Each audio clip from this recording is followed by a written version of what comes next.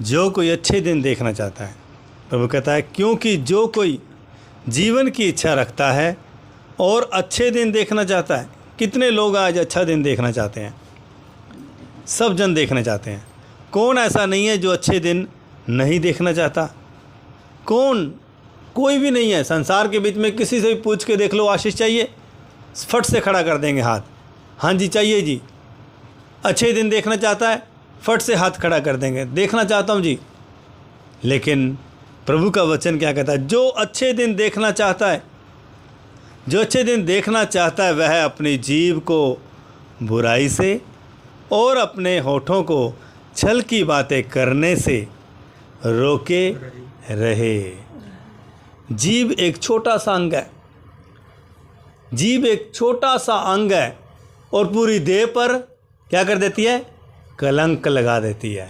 पूरी देह पर कलंक लगा देती है। आप अच्छे हो, आप बेस्ट हो, आप प्रार्थना करने वाले हो, आप उपवास रखने वाले हो, आप खुदा में बहुत ज़्यादा आगे बढ़े हो, लेकिन ज़रा सी कुछ बात हो जाए, आपकी ज़ुबान से गंदा निकल जाए, गंदे शब्द आपकी ज़ुबान से निकल जाए, तो उसी वक्त आपकी पूरी देह पर कलंक लग जाएगा।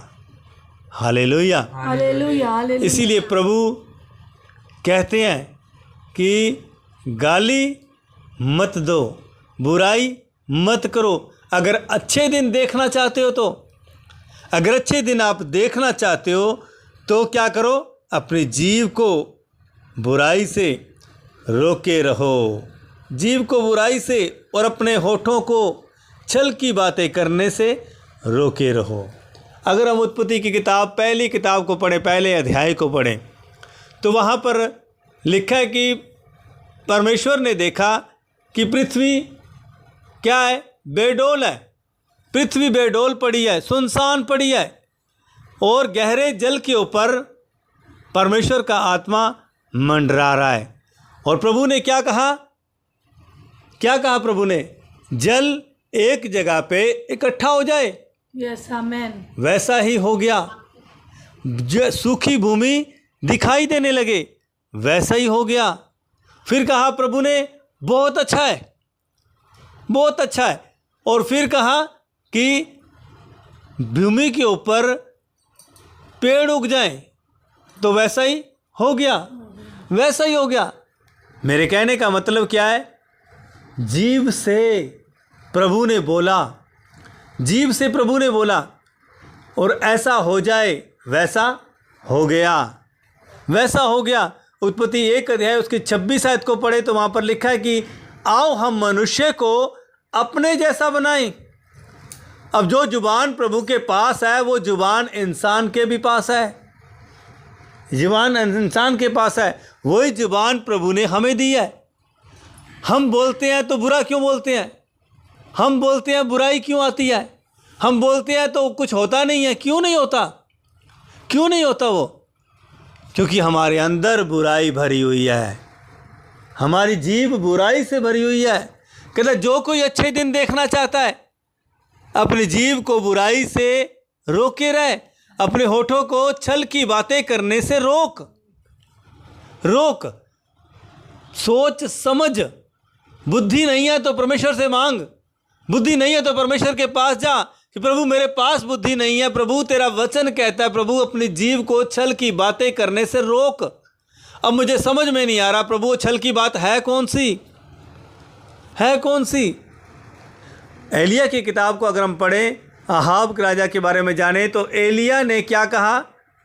प्रभु अगर मैं तेरा सच्चा भक्त हूँ तो इसी वक्त आसमान से आग दे और ये जान ले कि इसका जीवित परमेश्वर जिंदा है। हालेलुया। जो इसको संभालता है, जिसका ये भक्त है, ये जान ले सब। और परमेश्वर ने क्या किया? स्वर्ग से आग भेजी, उसी वक्त बलि जलकर नाश हो गई। पता लग गया लोगों को, दिखा दिया लोगों को परमेश्वर ने। किससे? जुबान से बोलने से, जुबान के बोलने से। एलिया ने कहा प्रभु ऐसा कर दे, हो गया। अलीशा ने कहा प्रभु ऐसा कर दे, हो गया। ठीक है ना, हो गया। कैसे हो गया? क्योंकि उन्होंने अपने आप को संभाला और शब्द को वहाँ पर इस्तेमाल किया, जुबान को वहाँ पर इस्तेमाल किया जहाँ पर इस्तेमाल करना चाहिए था, जहाँ पर ज़रूरत थी। ऐसे नहीं कि हर वक्त हर घड़ी बोलते जाओ प्रभु ऐसा कर दे, प्रभु ऐसा कर दे, प्रभु ऐसा कर दे। लंबी लिस्ट बनाकर प्रभु के सामने मत बैठो, मत बैठो कि आज प्रभु से लेकर ही उठूँगा, ऐसा कभी सोचकर मत बैठो। वो जिंदा खुदा है, वो जिंदा खुदा है। वो जिंदे खुदा से कुछ भी मांगने लगे हो तो आसानी से नहीं मिलने वाला। ये ध्यान रखना, आसानी से मिलने वाला नहीं है जब तक आप अपनी जीभ को छल की बातें करने से और बुराई करने से नहीं रोकते। जब तक आप नहीं रोकोगे तब तक आपको कुछ नहीं मिलेगा। कहता अच्छे दिन देखना चाहते हो, अच्छे दिन तो सभी देखना चाहते हैं, क्या जुबान को वश में रखोगे? कहता जीव जौन सी है ना, जीव जौन सी है प्राणनाशक विष से भरी हुई है, प्राणनाशक विष से। जीव के बोलने से कहता वन में आग लग जाती है, पूरे वन में आग लग जाती है। एक शब्द बोलने से कि आग लगा दो, आग लग जाती है साथ क्या। जीव के छोटा सा अंग है, लेकिन इंसान इस जीव को समझ नहीं पाया आज तक, इस जीव को समझ नहीं पाया। क्या बोलूं, क्या कहूं, कहाँ बोलना है, कहाँ नहीं बोलना, समझ नहीं आया, समझ नहीं आया। और क्या बोल दिया? गालियाँ बक दी, बुराई बक दी, कुछ भी मन में आ गया बोल दिया। बस बाद में समझ में आया कि यार गलत बोल दिया ना, गलत बोल दिया। कभी कभी हम गुस्से में बहुत कुछ बोल जाते हैं, बहुत सारी गालियाँ भी बक जाते हैं, लेकिन जैसे ही बाद में सोचते हैं, हमारी अंतरात्मा जब हमसे बात करती है तो हमें बुरा लगता है, हमें अलार्म देती है, हमारा विवेक, हमारी आत्मा अलार्म देती है, तूने गंदा बोला है, तेरे मुंह से गंदा निकला है, गंद निकला है, तेरे मुंह से छल की बात निकली है, और तू अच्छे दिन देखना चाहता है। तू कहता मैं अच्छे दिन देखना चाहता हूँ। कैसे देखेगा? गंद तो इतना भरा है तेरे अंदर, बुराई तो इतनी भरी है तेरे अंदर, कैसे देखेगा? है ना, कैसे देखोगे? कहता जो कोई अच्छे दिन देखना चाहता है, अच्छे दिन देखना चाहता है तो अपनी जीभ को बुराई से, छल की बातें करने से रोके रहे।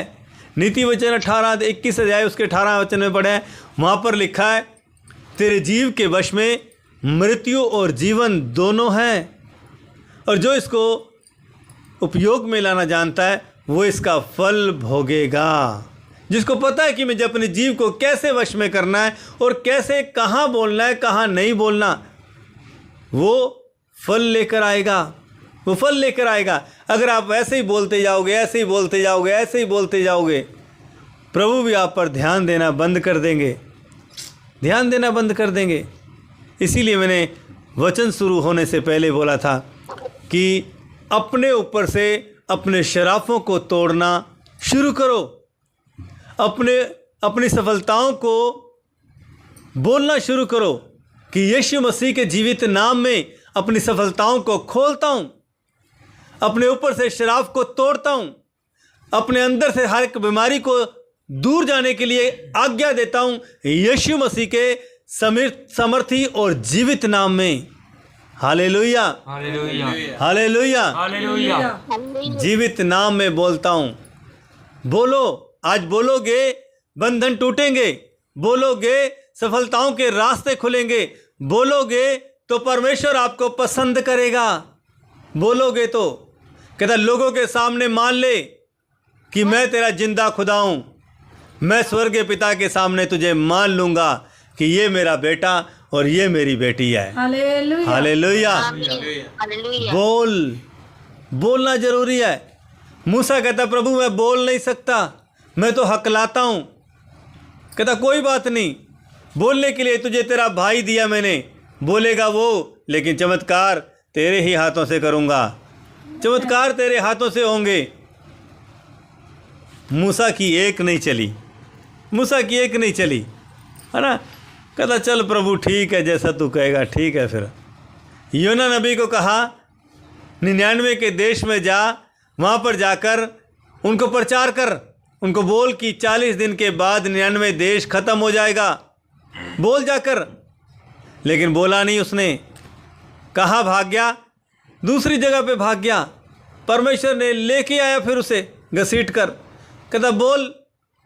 योना कहता प्रभु बोलूँगा, ज़रूर बोलूँगा, जो तू कहेगा वही बोलूँगा, वही बोलूँगा। और जब बोला तो क्या हो गया? बदलाव आ गया। एक भी बंदा नहीं मरा, एक भी बंदा नहीं मरा। बोला, बोलने से क्या हो गया? उनकी ज़िंदगी बदल गई, उनकी ज़िंदगी बदल गई। उनके अंदर वो वचन घर करने लगा, वो घर उसके अंदर बनाने लगा, वो वचन उनके अंदर घर बनाने लगा। और उनको समझ में आने लगा कि हमारे अंदर बुराई है भाई।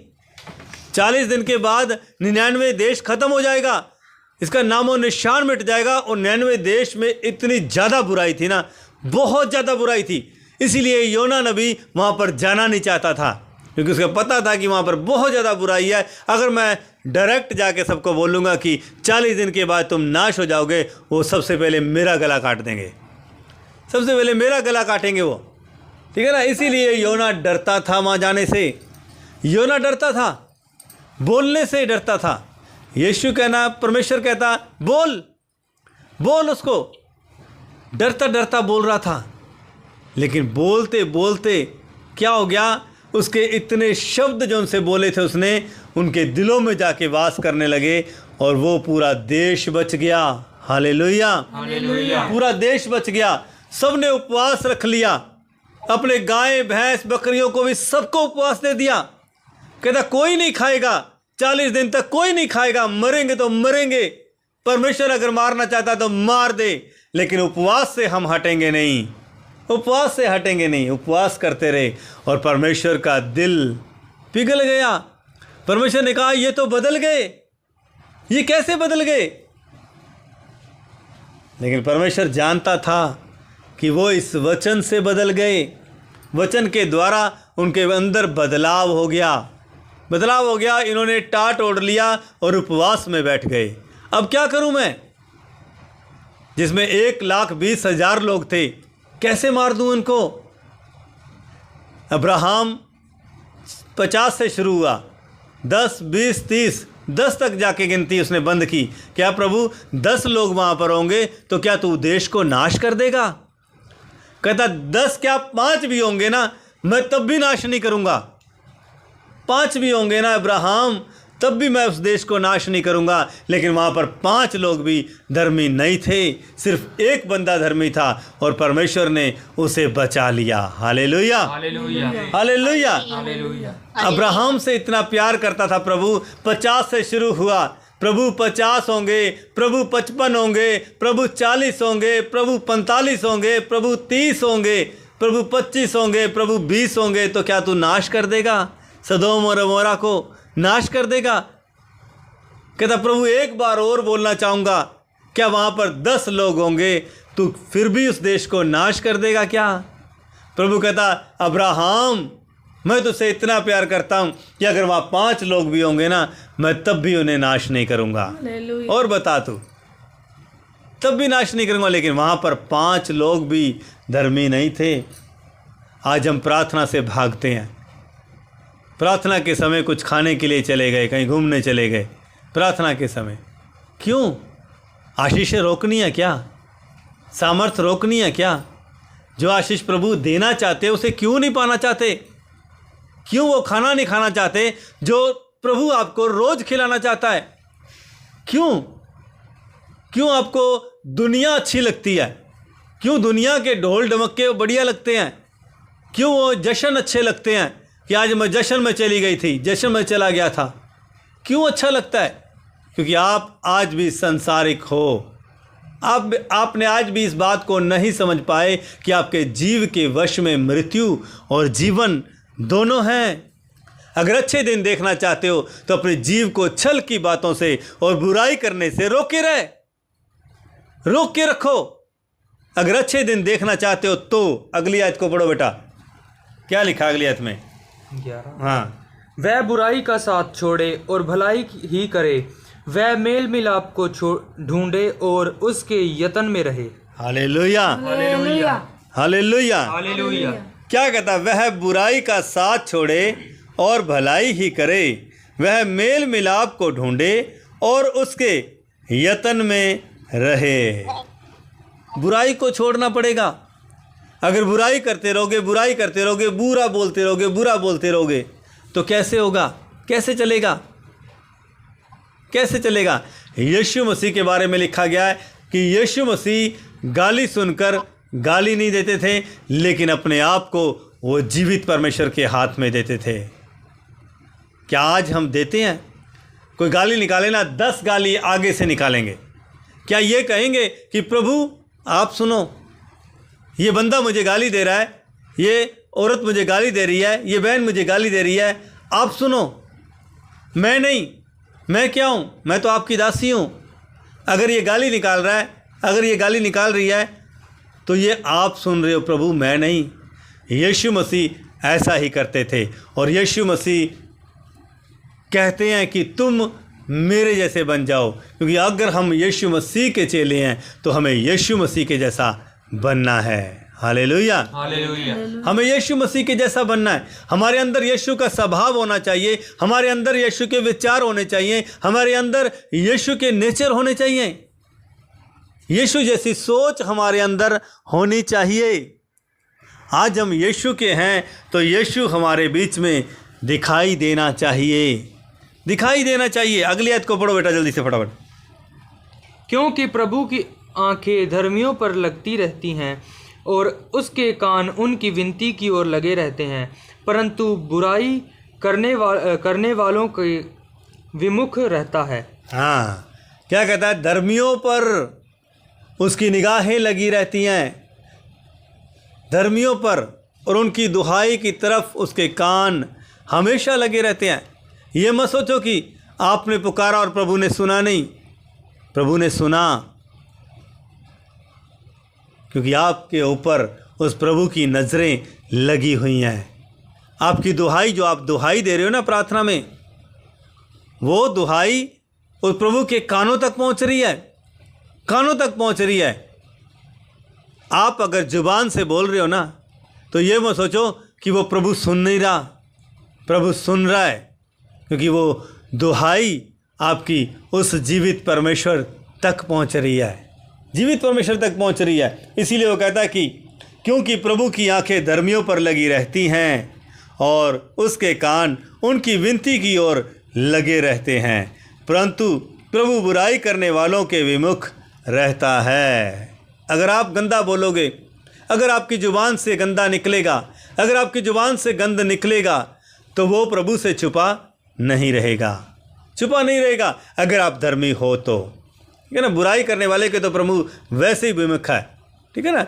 बुराई करने वाले से तो वो वैसे ही घृणा करता है, नफरत करता है बुराई करने वाले से, लेकिन धर्मियों पर उसकी नज़रें टिकी हुई हैं, उनकी दुहाई की तरफ उसके कान टिके हुए हैं, लगे हुए हैं, ठीक है ना, लगे हुए हैं। अगर आप जुबान से गंदा बोलोगे तो ये मत सोचो कि हम छुप जाएंगे, गंद बोलकर छुप जाएंगे, प्रभु गलती हो गई माफ़ कर दो। प्रभु कहता है क्यों नहीं सोचा, तेरे जीव के वश में मृत्यु और जीवन दोनों है। एक जगह पे विनीति वचन में यह भी लिखा है कि तू अपने शब्दों के द्वारा भला और बुरा जाना जाएगा। शब्दों के द्वारा, तू शब्दों के द्वारा ही पकड़ा जाएगा, और शब्द ही तुझे बुरा बना देंगे और शब्द ही तुझे अच्छा बना देंगे।